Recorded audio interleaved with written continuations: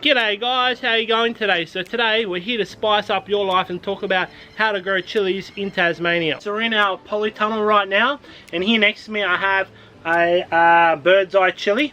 Now I've spent the past 5 or 6 years trying to work out what varieties of chili grow best in this particular space, in this microclimate. Chilies like it dry, hot conditions.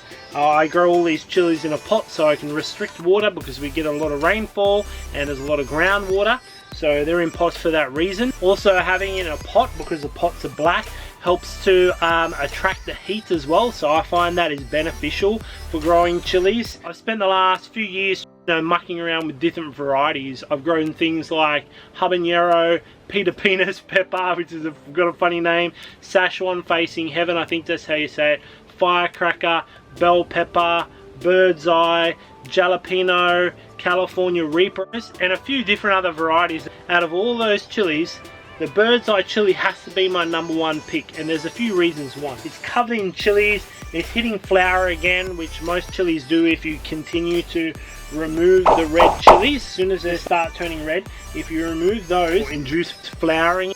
I'm able to grow enough chilies for me, my family, friends, sell some on the side of the road, and they're also a really good drying chili. So I dry chilies and then I use them in winter for cooking.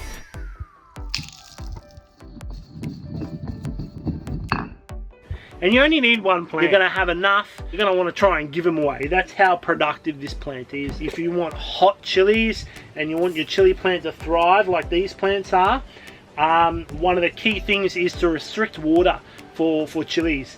You'll find that the chilies become hotter if you restrict water, and let the plant tell you it needs water. I've actually got one next to me here that looks very droopy, and I'll show you that real quick because that is as a visual sign I need water. You can see it here, its leaves are no longer up like this, it's all floppy down, so it is requiring water right now.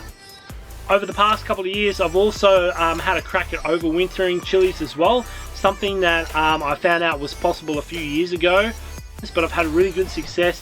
I've got a few other chilies in the polytunnel that you'll see, and some of them are in their 4th year. So best practice for me when I'm trying to overwinter chilies is to reduce the canopy by half, and then I will just leave the chili plant in the polytunnel, and in spring I'll wait for the first signs of life to appear, like a few buds or leaves growing on the plant. I'll give it a liquid feed to boost it, and then I'll put like a slow release fertilizer onto the top of the pot and then mulch over that. Woo! So if you're trying to grow chilies in southern Tasmania, you really want to put it in a pot so you have the ability to move the plant around. You really want to make sure it's in full sun. It has to be in full sun, or you just won't get this growth on the chili, because it just doesn't quite get hot enough here in Tasmania. We need those regular 30-40 degree temperatures where it can get nice and hot for the chilies. That's what they like, that's what they're used to. Alright guys, I hope that has helped you to grow some chilies in Tasmania. Oh, my nose is a bit hot now. Oh, I think got a bit of chili up it.